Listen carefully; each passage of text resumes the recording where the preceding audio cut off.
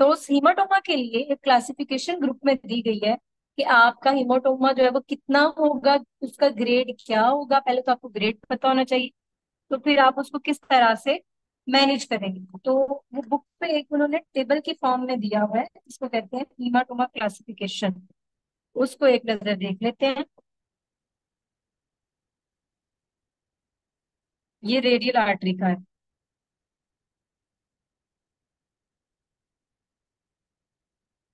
इनमें अगर let's suppose,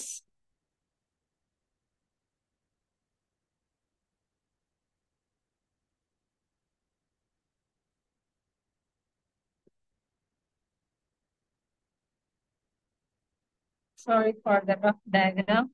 अच्छा जी, अब इसको डिवाइड किया जाता है 5 हिस्सों में। उसमें एक ये आ गया आपका पार्ट, एक पार्ट आपका ये आ जाएगा, एक ये आ जाएगा, एक यहाँ से रेडियल आ जाएगा। ठीक है, तो 5 हिस्सों में इसको डिवाइड किया जाता है रेडियल आर्टरी। उसमें सबसे पहले ये जो 5 सेंटीमीटर तक जो पोर्शन होता है आपका, दिस वन, इसको 5 cm, और ये आपका होता है रेडियल पोर्शन। उसके बाद आपका आ जाता है जी, यहाँ से 5 सेंटीमीटर से 10 टू, जो अल्लर तक एंड तक आया है, ये एरिया 10 cm। ठीक है, फिर जो एक्सटेंड कर जाता है आपके यहाँ से आपके 4 आर्म तक, और फिर जो आपके पूरे के पूरे आर्म तक यानी कि ये टोटल 1, फिर 2, 3, 4 और 5 होते हैं। ठीक है, 5 ग्रेड्स में इनको डिवाइड किया जाता है। रेडियल अंदर, फिर आगे 5 सेंटीमीटर, 10 सेंटीमीटर, फिर 4 आर्म, और फिर पूरे का पूरा आर्म अगर उसमें कवर हो जाता है आपका। तो अगर आपके 1, 2, 3, अगर इनके ग्रेड्स की बात करें कि इनमें चेंजेस क्या क्या आते हैं, अकॉर्डिंग टू 5% वाला जो होता है, ये वाला फर्स्ट वाला होता है लेस देन 5%, और इसका नाम दिया जाता है लोकल हिमाटोमा, और ये सुपरफिशियल होता है। लोकल प्लस सुपरफिशियल होता है, यानी कि डीपली ये स्ट्रक्चर्स को मैम इससे। जी, मैम ये इसकी ग्रेडिंग हम इसकी लोकेशन जो आपने ये बताया ये समझ रहे हैं ये हम लोकेशन, ये यस, यस, साइट की लोकेशन लोकेशन के पे अकॉर्डिंग सर, लोकेशन के ये अकॉर्डिंग सर। पाँच फाइव कैसे होंगे? एक रेडियल, एक अल्नर, एक फोराम और आर्म। यस, ये इसकी तो टाइप्स है। फाइव और इसमें कैसे बने? अगर इसकी आगे इसकी जो प्रेवलेंस बताई है कि 5% जो है, लेस देन 5%, लेस देन 3%, कौन सा मोस्ट कॉमन होता है, वो ये भी पूछ लेते हैं। तो लेस देन 5% सबसे ज्यादा ये वाला होता है। जो रेडियल वाला होता है, वन वाला, ग्रेड 1 वाला, वो ज्यादा कॉमन होता है। ठीक है, जो 5 सेंटीमीटर तक, यानी कि यहाँ पे अगर आपने पंक्चर किया है, तो ये जो 5 सेंटीमीटर तक का एरिया है इसमें अगर हो रहा है, तो ये आपका जो है क्या कहलाएगा, सुपरफिशियल इमाटोमा या ग्रेड 1 इमाटोमा। तो जो ग्रेड 2 वाला है वो लेस देन 3% होता है। जो ग्रेड 3 वाला है वो लेस देन 2% होता है, और ये 0.01, और फुल आर्म तक अगर जाए तो वो 0.01 होता है। तो इसमें से एमसीक्यूज ये बनता होता है कि which one is the most common आपका जो आएगा वो लोकल इमाटोमा होगा, जो लेस देन 5% होता है। अच्छा, जिसको लोकल इमाटोमा कह देते हैं, इसमें क्या होगा, हिमाटोमा तो बनेगा, प्लस मसल इन्फिल्ट्रेशन हो जाएगी, मसल तक चला जाएगा। ठीक है, ये बुक पे लिखा हुआ है, मैं सिर्फ आपको समझा रही हूँ, आप वहां से देख सकते हैं। ये फोरआर्म हिमाटोमा होता है, और इसमें भी प्लस मसल इन्फिल्ट्रेशन होती है। जो फोर्थ वन वाला होता है, फोर्थ वन आपका हिमाटोमा होता है, और ये अबव द एल्बो जा रहा होता है, यानी कि ये आर्म, फुल आर्म तक ले जाते हैं इसको, यहाँ तक जो एंड वाला आपका होगा, वो ये पूरे का पूरा आर्म होगा। ये एल्बो तक जो एक्सटेंड कर रहा है, ये फोर्थ वाला है, ये थर्ड वाला है, ये 2 वाला है, ये 1 वाला है, और ये फिफ्थ है। तो ये एक्सटेंड करता है एल्बो तक।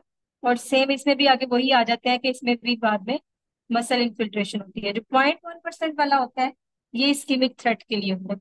इस्कीमिक थ्रेट का मतलब ये है कि आपकी ये आर्टरी एक्सक्लूड हो गई है, ऑक्लूड हो गई है, सॉरी, और इसे पूरे का पूरा कंप्रेस कर दिया, और आपका पूरा आर्म जो है वो स्वेल कर गया, और आपके पूरे आर्म में सप्लाई नहीं है, तो इसलिए ये इस्कीमिक थ्रेट वाला होता है। और इसको कंपार्टमेंट सिंड्रोम भी कहते हैं। ठीक है, अब इसके बाद इसका ट्रीटमेंट क्या होता है इनके ट्रीटमेंट के लिए आप करते हैं वैसे नॉर्मली। अगर आप पेशेंट्स को देखते हैं और उनका हीमाटोमा फॉर्मेशन हो जाती है, या लेट्स सपोज कि आपने उनको कंट्रास्ट दिया होता है और उनका कंट्रास्ट एक्स्ट्रा विजिट हो जाता है, सिटी स्कैन में दिया आपने, फ्लोरो में दिया, अगर आईवी के जरिए आपने दिया, और वो कंट्रास्ट एक्स्ट्रा विजिट हो जाता है, तो उसकी आफ्टर केयर क्या होती है कि वहां पे या तो आप जो है वो हीटिंग पैड रखें उस एरिया में, या वहां पे आप जो है कोल्ड कंप्रेस दें, या आप, और एक और चीज होती है कि वो आर्म आपने एलिवेट करना होता है to the heart level, heart के लेवल तक आपने उसको लेके जाना होता है। उससे क्या होता है कि उसको वीनस रिटर्न ज्यादा होता है और आपका वो हीमाटोमा ठीक हो जाता है। तो इसमें आपने देना है एनाल्जेसिक्स, फिर आप देंगे लोकलाइज।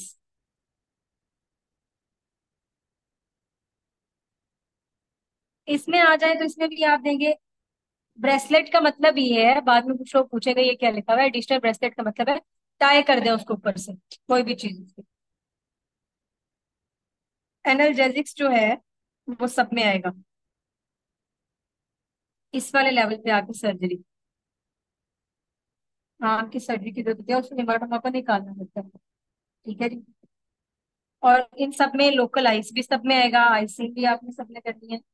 और इसके अलावा जो फोर आर्म वाला होता है ना, इसमें एक और चीज आप कर सकते हैं, इसमें और इसमें, जो ये दो हैं, इसमें इन्फ्लेटेड बीपी कफ के साथ भी आपका प्रेशर बढ़ सकता है, तो आप वो भी करेंगे। मेन चीज है कि आपने उसके ऊपर प्रेशर दे के आपने उस एरिया को स्मूथ करना है, वहां से वो जो कंट्रास्ट एक्स्ट्रा विजिट या कोई भी हिमाटोमा ब्लड एक्स्ट्रा विजिट हुआ होगा उसको मूव करना है आप। ठीक है। इसमें भी आपने आगे इसके लिए नोट्स क्या है कि आपने इसको ऑब्जर्व करना है, 5% वाले को इसको भी आपने ऑब्जर्व करना है। ठीक है। 3% वाला जो है इसमें आप प्लस इन्फॉर्म फिजिशियन, जिसने किया है उसको इन्फॉर्म भी कर देना। ठीक है जी। इसमें भी इन्फॉर्म करना है आपने फिजिशियन को, इसमें भी इन्फॉर्म करना है। और इसमें stat call to the radiology या call to the physician. Stat call का मतलब है कि इमरजेंसी कॉल है और आपको उसको फौरन आपने उसको करना है। स्टैट कॉल होता है, इसका मतलब है कि आपने फौरी उस चीज को आपने जो है फिर सॉल्व करना। तो ये आपकी जो है न्यूरोट्रोमा की क्लासिफिकेशन है रेडियल की किस्म। यहाँ तक अगर किसी का कोई क्वेश्चन है तो पूछो।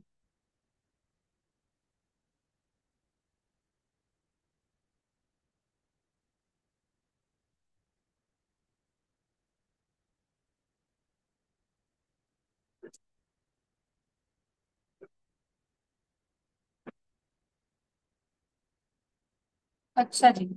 अगला जो हमारा टॉपिक है वो है हमारा फेमरल का। सेम चीजें, सब कुछ प्रोसेस वही है, सिर्फ एरिया डिफरेंट हो जाएगा। हर तरीकाकार, हर चीज जो है वो वही है, सिर्फ और सिर्फ इसका जो लोकेशन है वो हो जाएगा। और दूसरा उसमें जो मेडिकेशन हम उसमें यूज कर रहे थे वो नहीं थी। कोई मुझे बताएगा, कल हमने एक कॉकटेल की बात की थी, व्हाट वाज दैट?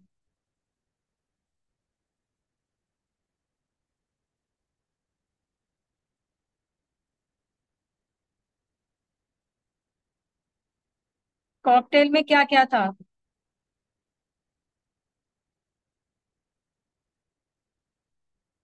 ठीक है, स्पेजम को रोकने के लिए होता है, लेकिन उसमें जो मेडिसिन होती है वो कौन कौन सी होती है?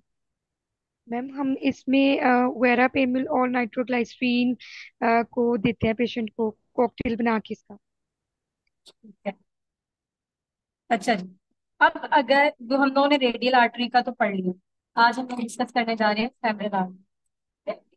फेमरल आर्टरी जो है सबसे ज्यादा मोस्ट वाइडली यूज होने वाली आपकी जो अप्रोच है वो फेमरल आर्टरी की है, मोस्ट वाइडली यूज होती है। क्योंकि मैं आपने देखा ना कि उसके केस में हिमाटोमा के चांसेस ज्यादा होते हैं, स्पैजम के चांसेस ज्यादा होते हैं रेडियल के, इसलिए उसको ज्यादा कार्डियोलॉजिस्ट को छोड़ देते हैं। ठीक है? फिर ये है जिनमें आर्टीरियल इंसुफिशियंसी होती है, एब्सेंट पल्सेस वगैरह होती है। ठीक है। तो उसमें इसको इस साइट को अवॉइड किया जाता है। क्लॉडिकेशन होती है यानी कि जिनमें एब्सेंट पल्सेस होती हैं, इसलिए उनको उस एरिया में है उन लोगों में इसको अवॉइड किया जाता है। नॉर्मली सब लोग इसको यूज करते हैं, लेकिन there are some contraindication, अब हम इसमें देखेंगे कॉन्ट्रा इंडिकेशन। पहले जो आपने पढ़ी थी वो कॉन्ट्रा इंडिकेशन थी कार्डियक कैथ की। अब हम पढ़ने जा रहे हैं contraindication for femoral artery catheterization. तो उसके बॉक्स बना हुआ है आपकी बुक पे, उसमें सबसे पहले आपके पास आ जाता है क्लॉडिकेशन। क्लॉडिकेशन के बाद कोई भी जो क्या कहते हैं डिजीज अगर उसकी है, पेल्विक डिजीज है,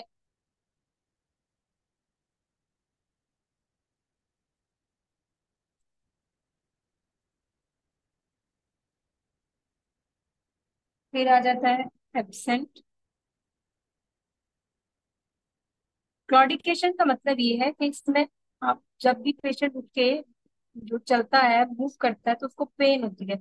और ये ज्यादातर पेरिफेरल आर्टरी डिजीज की वजह से होती है। ठीक है, वॉकिंग पे पेन हो रही है तो वो काफ में हो सकती है, बटेक्स में हो सकती है, थाई में हो सकती है। ठीक है जी। फिर आ जाता है वो पल्सेस जो एब्सेंट है, वो फेमरल पल्स भी एब्सेंट हो सकती है, वो पोप्लीटियल भी एब्सेंट हो सकती है। ठीक है जी। फिर आपके पास आ जाता है कि पेशेंट रिक्वेस्ट करता है, ये सबसे पहले है। पेशेंट कहता है जी मैंने नहीं यहाँ से करवाना। ठीक है, तो पेशेंट रिक्वेस्ट। फिर उसके बाद जो है टॉर्चुअस आर्टरी, आपका वो कैथेटर है उसको फिर फॉलो नहीं कर पाएगा।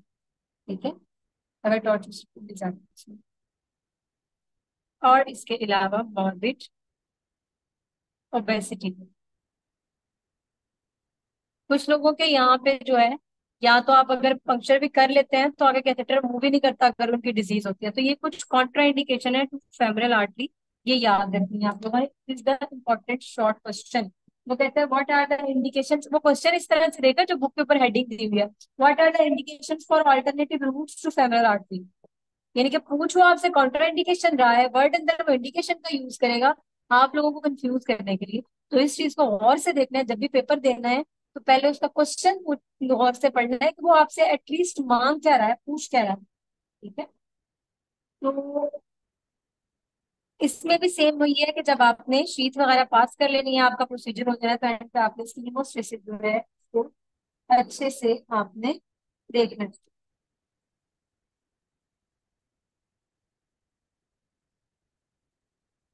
अगर पेशेंट में डिमिनिश्ड पल्सेस हैं, यानी कि आ जा रही है पल्स, तो उसको भी आप कैलकुलेट कर सकते हैं 6 फ्रेंच की शीट के साथ। लेकिन अगर उस पेशेंट की ऑक्लूजन है, डिस्टल परफ्यूजन हो रही है, ब्लॉक है वो एरिया, फूड को जो सप्लाई कर रही है, आप उसमें नहीं करेंगे। ठीक है, अब इसमें सबसे पहली चीज आपके पास आ जाती है आर्टरी की लोकेशन। बाहर से जो लोग आते हैं मैंने उनकी प्रैक्टिस में डिफरेंस देखा है, और जो हमारे काम करते हैं मैंने इनकी प्रैक्टिस में भी डिफरेंस देखा है। जो बाहर वाले आते हैं ना, वो किताब की बातों को बहुत जो है ना वो डिट्टो फॉलो करने की कोशिश करते हैं। ठीक है, जो इधर वाले होते हैं ना, वो जिस तरह हम लोगों के हाथ पे काम चढ़ जाता है तो चलो जी हमें पता लग गया यही है। तो मेन चीज पहले आती है आपकी आर्टरी की लोकेशन। ज्यादातर जो हम लोग पढ़ते हैं इसके एनाटॉमिकल लैंडमार्क्स हमारी बॉडी में इंपॉर्टेंट होते हैं। तो जो ये वाली आर्टरी है ये फेमरल हेड के करीब पड़ी, जिस एरिया में फेमोरल हेड होता है उसके ऊपर ये आर्टरी पड़ी होती है। तो क्या करते हैं कुछ कार्डियोलॉजिस्ट जो होते हैं, वो पहले सबसे इसका एक इमेज लेते हैं, पेल्विक एरिया का जिस साइड का आपने करना होता है उसका इमेज लिया। इमेज लेके वो निडल लेते हैं और निडल को उस एरिया पे रखते हैं, वहां रख लेते हैं जहां पे उनको हेड मिलता है। और फिर उसको मार्क करने के बाद वहां पे लोकल एनेस्थीसिया देते हैं, या लोकल एनेस्थीसिया वाली निडल को ही वहीं पे रख देते हैं, ताकि पता लग जाए आपको कि इस एरिया में आपकी आर्टरी जो है वो मौजूद है। और मोस्टली यही चीज को वो देखते हैं कि फेमरल हेड। ठीक है,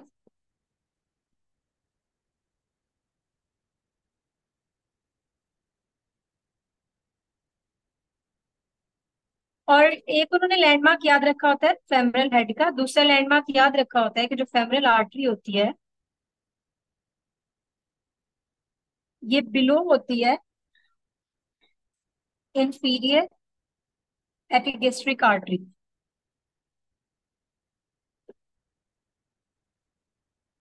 इससे नीचे होती है। ठीक है, और जो यहाँ पे प्लेस हुई होती है वो मेन फेमरल आर्टरी होती है। ये किसी ब्रांच की बात हो रही होगी, but this one is the main artery जो बिल्कुल हेड के पास पड़ी होती है, फेमरल हेड के ऊपर पड़ी होती है। ठीक है। तो इसलिए जो लैंडमार्क मेनली याद रखा जाता है वो कौन सा होता है? फेमरल हेड का। और ये किस जगह पे कह लें कि प्रेजेंट होता है? इसको अगर आप बात करें साइडवे से हम देखें पेशेंट को, तो लेट्स सपोज कि ऐसे पेशेंट जो है लेटा हुआ है, ये उसका वो रीजन बन रहा है, बटक का रीजन ये है। और यहाँ पे आपका ये जो रेड के साथ है, ये आपकी आर्टरीज जो डिवाइड हो रही है आइलियड वाली,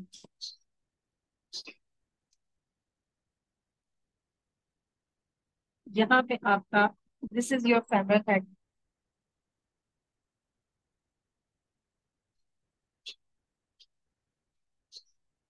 बस ये ग्राफिक्स डायग्राम है। तो इसके नीचे से बैक साइड से होती हुई यहाँ से फेमरल आर्टरी निकलती है आपके पास ये एरिया में, और यूं ट्रेवल करती है इधर ये। तो फिर आप अगर यहाँ पे खड़े हैं तो आपका हैंड एटलीस्ट यहाँ पे होगा, तो आप क्या कर सकेंगे, इसको ये प्रेस करके आप इसको इस एरिया से प्रेस करेंगे यहाँ से। ठीक है। पेशेंट यूं लेटा हुआ है आपकी राइट साइड पे, आपने इस एरिया पे उसको यूं प्रेस करना है, इस एरिया से आर्टरी को फील करना है। पहले हेड आपने देखना है कि फेमरल हेड किस जगह पे है, पल्पेट करना है उसको। वहां पे आपको आर्टरी की फिर पल्सेशन भी नजर आएगी। और अगर पेशेंट की ये टांग के लिहाज से हम देखें, इस एरिया के लिहाज से देखें, तो ये होता है वैन, इसको कहा जाता है वेन, आर्टरी एंड नर्व, इस तरह ही पड़ा होता है। ये आपकी वेन इस साइड पे है, इधर आर्टरी है, इधर नर्व है। अगर आप अपनी नीडल यहाँ रखते हैं तो आप वेन को पंक्चर कर देंगे इस साइड पे, यानी कि ज्यादातर लोअर साइड पे, मीडियल साइड पे अगर ज्यादा रखते हैं तो आप वेन को पंक्चर कर देंगे, उससे भी हिमाटोमा बनेगा। अगर आप आर्टरी मिड में पंक्चर करते हैं तो आप आर्टरी को ही पंक्चर कर रहे हैं। बट अगर आप उससे थोड़ा सा इधर लेटरल साइड की तरफ आ जाते हैं तो आप नर्व को पंक्चर कर देंगे और पेशेंट पेन में चला जाएगा और उसकी लेग जो है वो उसी टाइम नम हो सकती है। ठीक है। तो इस तरह जो पेशेंट का एरिया जो है वो लोकेट इस तरह से किया जाए। ठीक है। तो जो मिड पोर्शन होता है फेमरल हेड का, उस वो किस जगह पे होता है? इंग्वाइनल लिगामेंट से 2 सेंटीमीटर बिलो। इसका भी लैंडमार्क उसने बता दिया, 2 centimetre below the inguinal ligament. Inguinal ligament से नीचे जो है आपका फेमरल हेड पड़ा होता है 2 सेंटीमीटर, और उसके ऊपर आपकी जो फेमरल आर्टरी है वो पड़ी होती है। ठीक है। मैंने आपको बताया लोग जो है वो इसके ऊपर जो आपकी पंक्चर निडल होती है वो रख लेते हैं, या आपने लोकल एनेस्थीसिया सबसे पहले इंजेक्शन देना होता है उसको प्लेस कर लेते हैं। अगर नहीं तो कुछ लोग उसके ऊपर मेटल क्लैंप जो है वो भी वहां पे प्लेस कर लेते हैं। ठीक है जी। और 1 सेंटीमीटर तक एंट्री के बाद आपको जो है वो पता लग जाता है कि ये हम इसको पंक्चर कर चुके हैं, हमारा आर्टरी का जो साइट है हमें मिल गई है।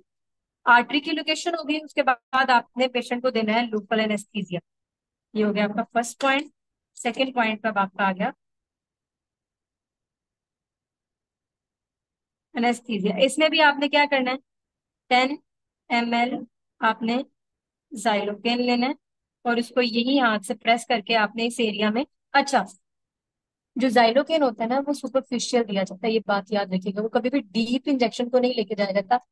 इंजेक्शन को आप लेके जाते हैं अंदर, आप उसको वहां पे बैक फ्लो देखते हैं, अगर ब्लड आ रहा होता है आप उसको बाहर मूव कर लेते हैं, फिर सुपरफिशियल पूरी। अगर लेट्स सपोज आपने यहाँ दे रहे हैं आप ये एरिया जिधर आपकी ये पड़ी है, यहाँ वेन है, यहाँ पे आर्टरी है, इस साइड पे ना, तो आप इसको इस पूरे के पूरे इतने एरिया में आप खिलाएंगे उस इंजेक्शन को, ताकि वो एरिया पूरे का पूरा जो है वहां से वो नम हो जाए, पेशेंट को उतने पूरे एरिया में पेन ना हो। ठीक है। तो आपने 10 ml जो है वो जाइलोकेन लिया और आपने पेशेंट को जाइलोकेन से क्या कर दिया, एनेस्थीसिया दे दिया। अच्छा, लोग क्या करते हैं वो 25 गेज नीडल पहले लेते हैं, वो इंसर्ट करते हैं, फिर उसके पीछे जाइलोकेन देते हैं। ऐसा नहीं होता। पहले जो है हर एक की, मैंने आपको बताया, अपनी अपनी प्रैक्टिस है। आप बुक में और प्रैक्टिस पढ़ेंगे, जब आप प्रैक्टिकली देखेंगे तो आप और चीजें देखेंगे। तो करना क्या है, सिंपल आपने 10 cc की सिरिंज ले लें, और जैसे इंजेक्शन लगाते हैं इस तरह आप लोकल जो है वो लोकल एनेस्थीसिया देंगे। ठीक है। बुक में जो उन्होंने लिखा हुआ है, उन्होंने 25 गेज नीडल लिया है, फिर उसको सुपरफिशियल में 1% लाइडोकेन के साथ उसमें डाला है, डिस्टल आर्टीरियल साइड पे, ये सब कुछ वो चीजें जब आप प्रैक्टिकल लाइफ में आएंगे फिर आपको पता लगेगी कि आपने फिर जब देना होता है उसकी भी एक टेक्निक होती है। ऐसे यहाँ पे थोड़ा सा दे दिया, फिर इंजेक्शन डील करके साइट उसकी यूं दे दिया, बाहर नहीं निकालना, लेकिन उसका एंगल चेंज करके आपने देते जाना। तो वो 45 डिग्री, 90 डिग्री, इतने डिग्रीज आपने चेंज करके उसको करना।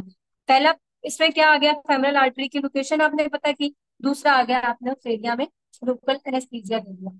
अब मुझे बताइए, लोकल एनेस्थीसिया के बाद हमारा कौन सा पार्ट आता है? अगर हम रेडियल की बात करते हैं तो लोकल के बाद हमारा कौन सा पार्ट आता है?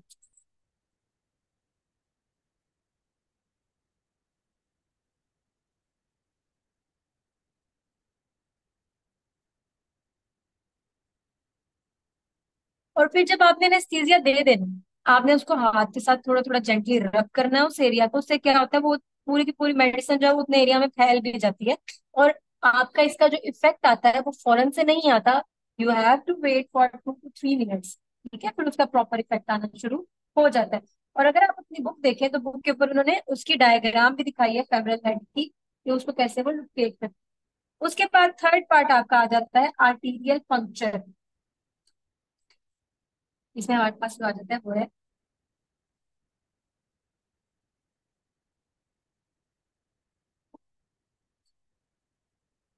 इसमें आपने लेनी है पंक्चर नीडल।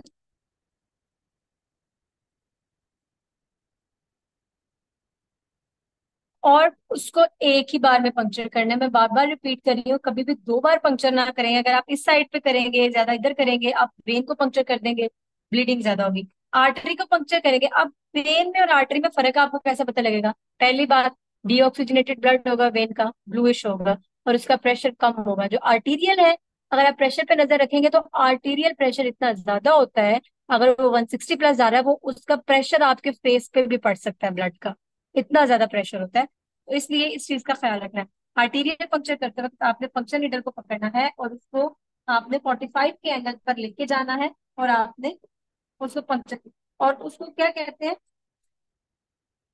शेल्डिंगर टेक्निक के जरिए सेल आपने उसको पंक्चर करना। ठीक है।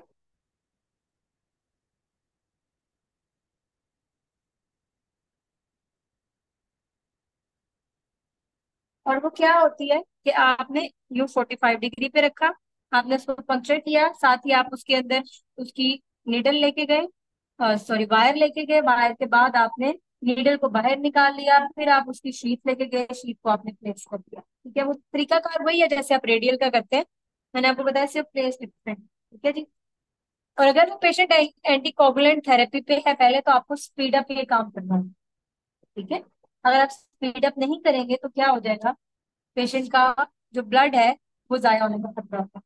ठीक है जी। आपने फेमरल आर्टरी को एक लार्ज बोर निडल के लिए, मैंने आपको कल भी बताया था कि जो रेडियल आर्टरी की किट होती है, उसकी शीथ की, उसकी जो निडल होती है वो उसके अंदर ही होती है, जबकि फेमरल की आपको निडल सेपरेट लेनी पड़ती है। तो वो लार्ज बोर निडल होती है, क्योंकि ये साइट आपकी लार्ज होती है ना, एरिया इसका बड़ा होता है, और आपकी आर्टरी का जो डायमीटर है वो भी बड़ा होता है। तो लार्ज बोर की निडल आप लेते हैं, जिससे एक तो बैक फ्लो भी नहीं। ठीक है। फिर उसके बाद आपने पल्सटाइल, हाँ, आपको एक और बात बता दूं कि आप जो ये पूरे टॉपिक्स आपके जो लिखे होते हैं ना, इसको उन्होंने एक डायग्राम के नीचे जो है वो कह लें कि शॉर्ट फॉर्म में एक्सप्लेन किया होता है, आप उसको पढ़ सकते हैं। जैसे रेडियल वाले का था, तो वो भी उन्होंने उसकी रेडियल की जहाँ पे आर्टीरियल पंक्चर दिखाया हुआ है, वहां पे उन्होंने नीचे उसको पूरे के पूरे को एक्सप्लेन कर दिया था शीट के साथ। ठीक है। इसका भी अगर आप देखें तो शीट वाले टॉपिक के साथ ही उसने नीचे उसको एक्सप्लेन किया, आप उसको पढ़ के इजीली आपको समझ आ जाएगी। पहले उसको पढ़े फिर उसके बाद करें। तो बी में आपने जो है वो यही करना है कि आर्टीरियल पंक्चर आपने कर लिया, वो सेल्डिंगर टेक्निक आपने यूज करते हुए देखना है, और बैक फ्लो कम से कम आपका होना चाहिए, ब्लीडिंग कम से कम आपकी होनी चाहिए। उसके बाद फोर्थ पे आ जाता है कि आपने पास द शीथ वायर। फिफ्थ पे आपके पास आ जाएगा पास द शीथ। और सिक्स पे आपके पास आएगा रिमूव। यहाँ पे आपने जब शीथ वायर पास करनी है तो यहाँ पे आपने क्या करना है, रिमूव। किसको आप रिमूव करेंगे, बताएं मुझे तो। जब आपने शीथ वायर पास कर लिया तो आप रिमूव किस चीज को करेंगे,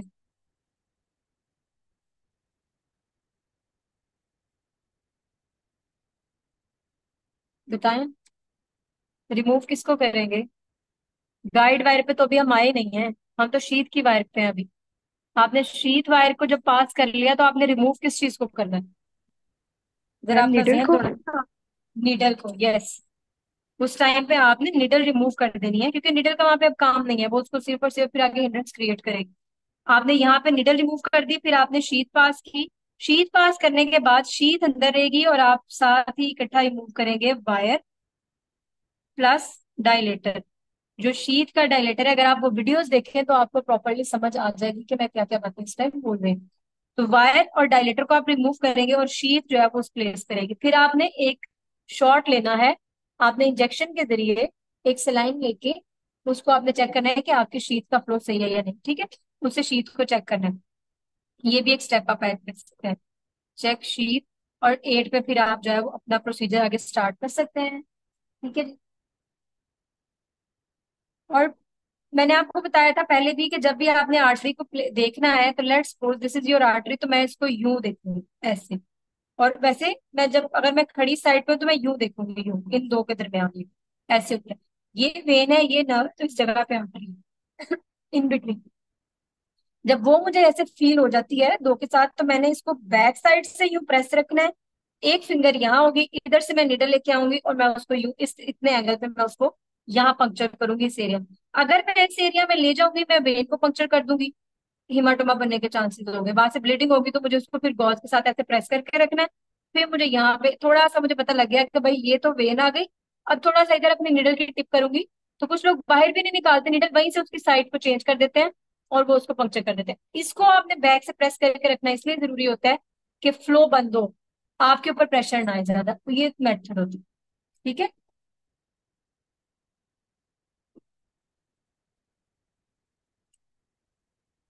आगे बढ़ते हैं कि गाइड वायर को आपने इंसर्ट करना है। इसके बाद बारी आ जाती है हमारी डायलेक्ट्रिक।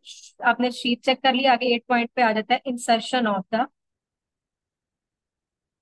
Guide wire. कल हमने कुछ गाइड वायर्स के नाम पढ़े थे, वो क्या थे?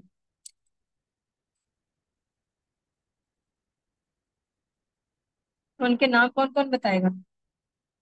सबसे कॉमन नेम क्या था? जे वाई। जे वायर, जे वेरी, वाई।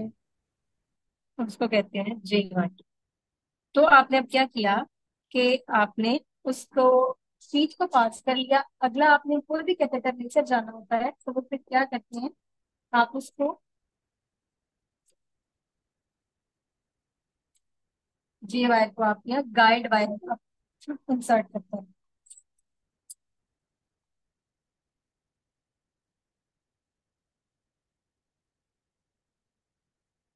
और जे वायर की टिप मैंने आपको बताया था कैसी होती है।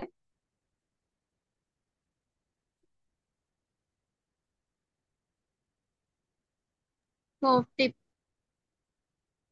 सॉफ्ट, बिल्कुल सॉफ्ट होती है उसकी फिर इसकी एक वो होता है कि insert the J wire in lumen, like this is your artery. तो आपकी जो जे वायर होती है वो आपके यहाँ होनी चाहिए, दिस। ये नहीं कि ये मेथड ठीक है, ये नहीं कि वो आपके यहाँ से जा रही है या वो आपके इधर से गुजर के ऐसे जा रही है। ये इसको आपकी वायर जो है वो इसको रप्चर कर देगी। Should be in the lumen, not in posterior wall. नहीं तो वो क्या करेगा कि वो आपके उस एरिया को रप्चर कर देगा और रप्चर करने से भी आपकी ब्लीडिंग ज्यादा हो जाएगी, ठीक है।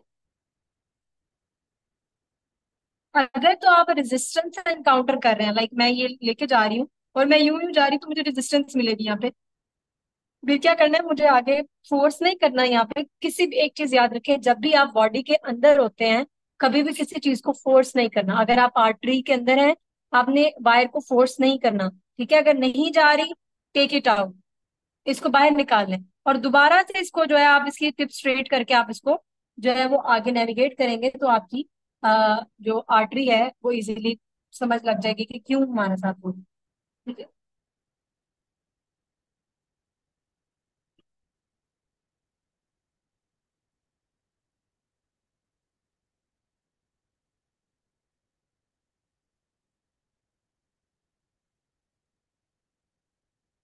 बुक में आपने अभी इसका गाइड वायर इन सेशन वाला पूरा टॉपिक पढ़ना है। अगर इसमें कुछ समझ में नहीं आएगा तो आप मेरे से पूछ सकते हैं, ठीक है। उसके बाद आ जाता है कि guide wire to catheter insertion, कि आपने जब गाइड वायर को आपने कर लिया, एडवांस कर लिया, पहले इतने सेंटीमीटर तक आपने फेमरल आर्टरी, लेट्स सपोज ये है, लेंथ में पड़ी हुई है, अब यहाँ तक आपकी गाइड वायर चली गई है, तो फिर आप इसके ऊपर कैथेटर बैक साइड से लेके जाना शुरू करेंगे और कैथेटर आप उसके ऊपर ऊपर लेकर जाएंगे। कभी भी कैथेटर पहले नहीं जाना, आपकी वायर पहले जाएगी तो आपका कैथेटर जाएगा, ठीक है। तो आप उसको एडवांस करते जाएंगे उसके ऊपर, और फिर साथ साथ आप उसको फ्लोरोस्कोपी के अंदर देखते जाएंगे, ठीक है।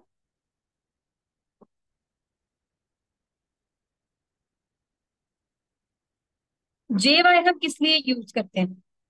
वाई वी यूज जे, और उसको क्या कहते हैं, बेसिकली जे टिप वायर, क्योंकि इसको, इसका जो स्टॉप स्प्रिंग होता है, make it easy to advance, plus ये क्या करता है कि पंक्चर भी नहीं करता, टू अवॉइड पंक्चर। जबकि जो स्ट्रेट टिप वायर होती है वो पंक्चर भी कॉज करती है, वो डाइसेक्शन भी कॉज करती है, दूसरा वो एक और काम कर सकती है। लेट्स सपोज आपके ये प्लैक पड़ा हुआ है, इधर भी पड़ा हुआ है, आपको पता है एज रिलेटेड चेंजेस आ जाते हैं तो प्लैक्स पर बन जाते हैं। तो आप वायर लेके जा रहे हैं, आप यहाँ लग गई है, वो इस प्लाक को वो इसने यहाँ से जो है वो एम्बोलाइज कर दिया, वो यहाँ से ट्रेवल करके ब्लड स्ट्रीम से कहीं भी चला जाएगा। इसी वजह से पेशेंट्स को फिर सीवीए वगैरह होता है ड्यूरिंग प्रोसीजर, अगर हो जाता है तो उसकी कॉज ये होती है। फिर ऑन साइट अगर पंक्चर हो गया ये, तो वो ऑन साइट ब्लीडिंग भी स्टार्ट कर देता है, इसलिए इस चीज को आपने अवॉइड करना है।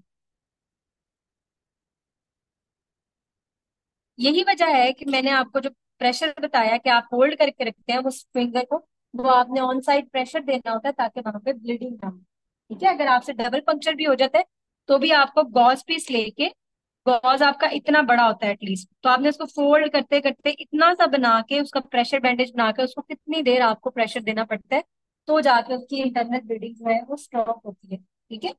फिर आप वायर आपकी नहीं जा रही है, आप उसको निकालेंगे, दोबारा से क्लीन करेंगे।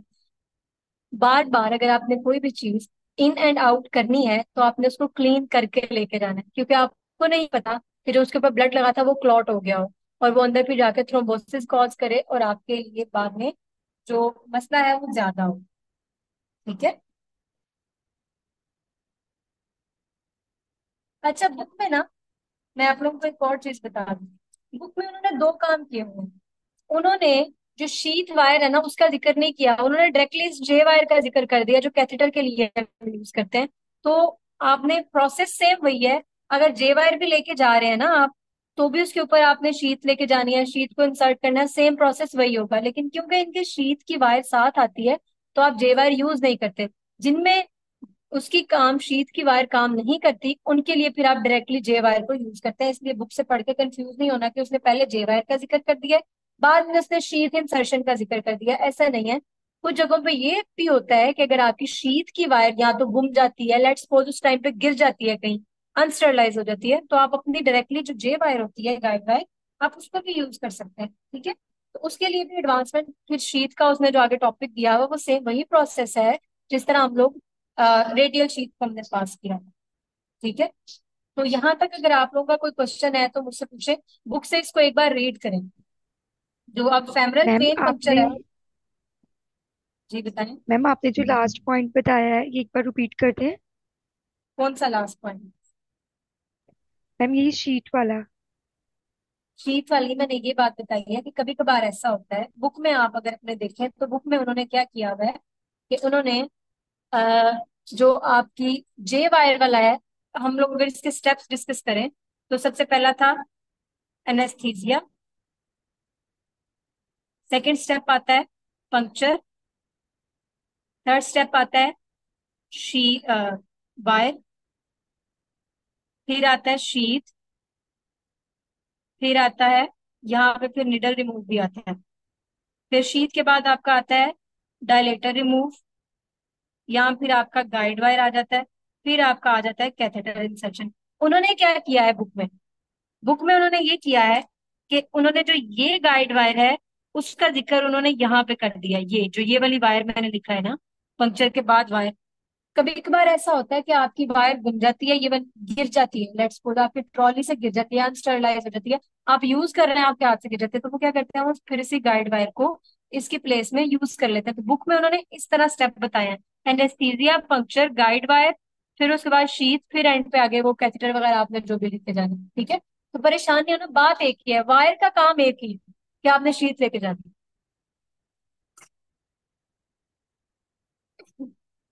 बुक से इसको रीड करें, जो नहीं समझ में आता पूछे। कल हम इंशाल्लाह ताला फिर